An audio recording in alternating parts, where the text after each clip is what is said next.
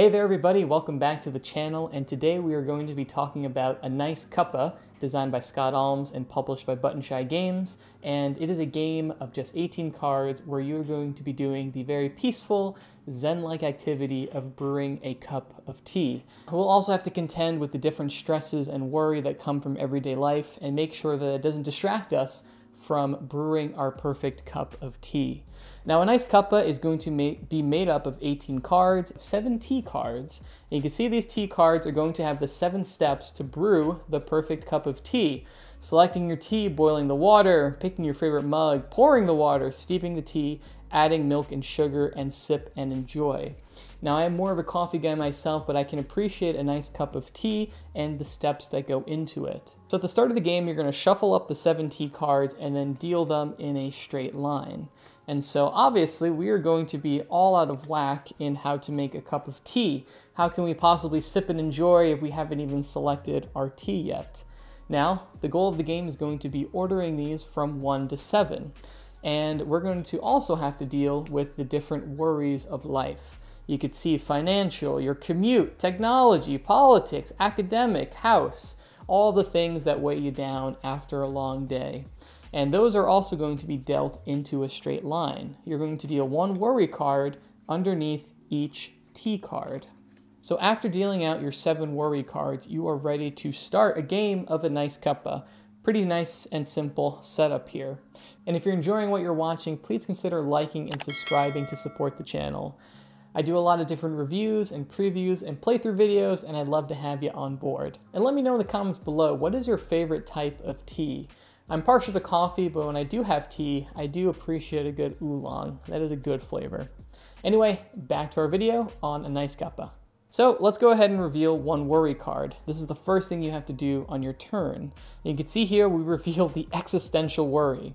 So every worry card is going to have a text on the bottom that is going to tell you how you have to move your cards. So after revealing your worry card, you're going to go from left to right and reveal the movement text that is on each of those cards. It's not optional. You have to move the cards even if it's going to screw up the order that your cards are in.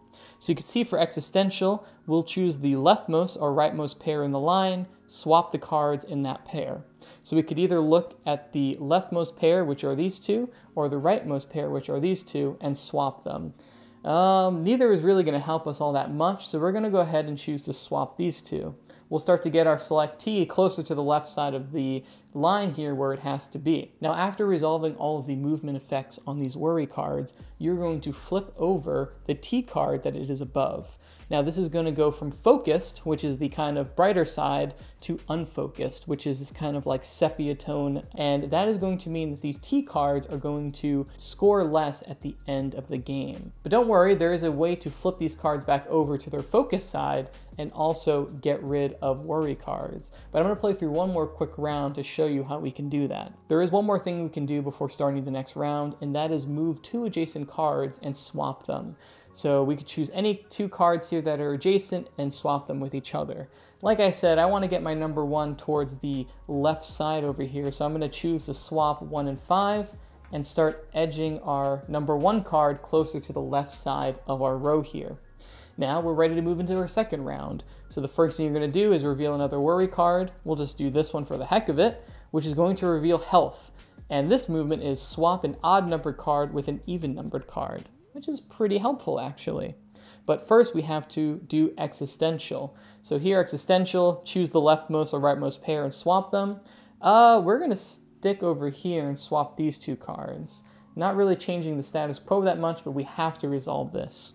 And now after doing existential, we go from left to right, and now we're going to resolve the health card, which is swapping an odd number card with an even number card. So like I said, we want to try to get our number 1 card closer over here, so we can choose to swap our number 1 with our number 4 card, which will allow us to get it a little bit closer. Now that we've resolved all of our movement that we have to do, now we're going to flip over cards. So now sip and enjoy is going to go back to its focus side, and boil water is going to be flipped over to its unfocused side. And now you're going to do a check.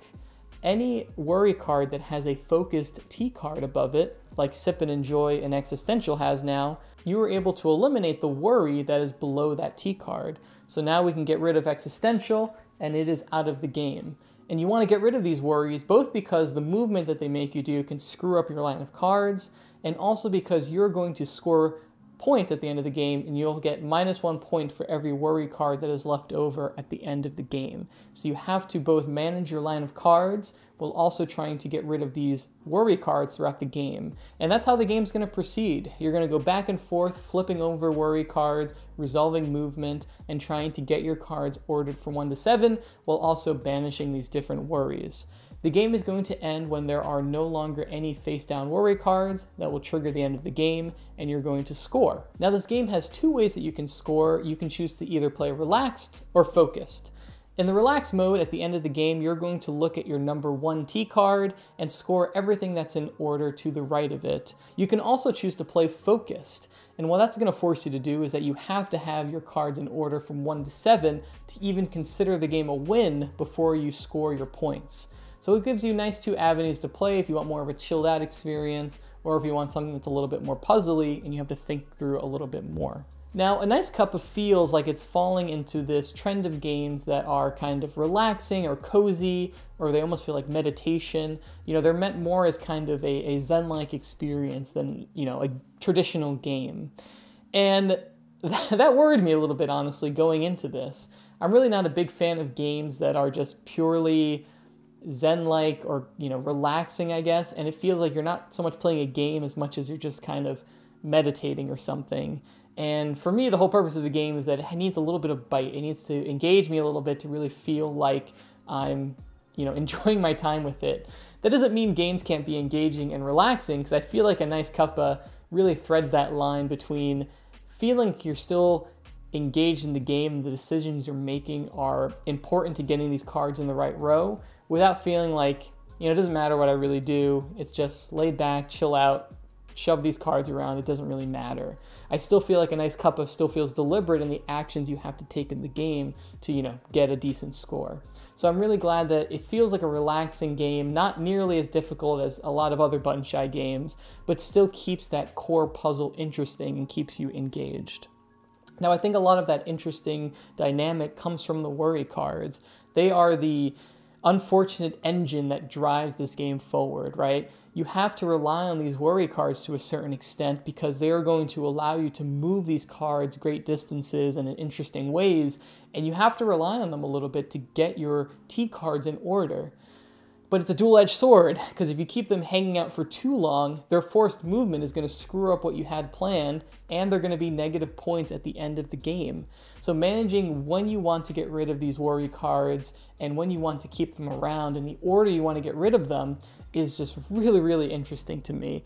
That dynamic between the line of T cards and the worry cards is just fascinating, and the amount of different worry cards is really appreciated, and the way you deal them out, they're going to be randomized. The way that you flip them over is always going to be different, and I think that adds a really nice bit of replayability to a game that really overall is pretty simple to play, but it has a lot of interesting dynamic changes and setup that make every game feel a little bit different.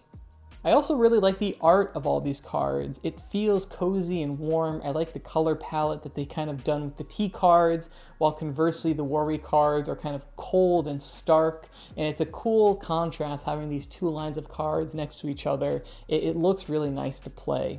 It almost feels like the Lo-Fi Girl, if anyone has ever watched that, Lo-Fi Beats to Play Board Games to or something, and it feels like this art could have been put in one of those YouTube pages and used as a background. But I'm a big fan of that type of music and that kind of like chilling out to some lo-fi music, and that feels like what you should throw on when you're playing this game. I also want to shout out another Scott Alms game that I've enjoyed that is called Fishing Lessons. This is another button shy game that he has designed, and it is a game also played with a line of cards where you're controlling this boat and you're trying to flip over different fishes to fulfill scoring conditions.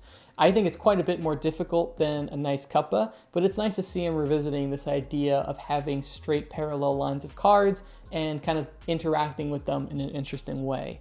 I do think that if you're a fan of Fishing Lessons, you should definitely check out a Nice Cuppa, because I feel like it shares a little bit of that same DNA, although I think a Nice Cuppa is quite a bit more relaxed and chill than Fishing Lessons. Also way less sad. Fishing Lessons, I was so shocked the first time I played it that you are learning lessons from your father that passed away and these fishing lessons he taught these different generations of the family. It is a really somber game. I really like it, but it was really sad the first time I learned it. Overall, I think that it's another slam dunk in the Simply Solo series. Scott Alms just does not seem to miss with these designs he's doing with Button Shy. It's probably my favorite line of games that they're putting out. And I think a Nice Cuppa fills that niche of a relaxing, puzzly game, but without losing its, core focus of being a game, right? It's still interesting, it's still engaging, while also being relaxing. If you have any questions about a Nice Cuppa, be sure to leave them in the comments below and I'll be sure to get to them. Also be sure to check out a Nice Cuppa that is going live on Kickstarter sometime in August. I'd also like to thank Button Shy Games for providing the copy used for this video, and while they do provide the game, the opinion and thoughts are all my own. So thank you again for watching, hope you enjoyed the video, and I'll catch you on the next one. Bye.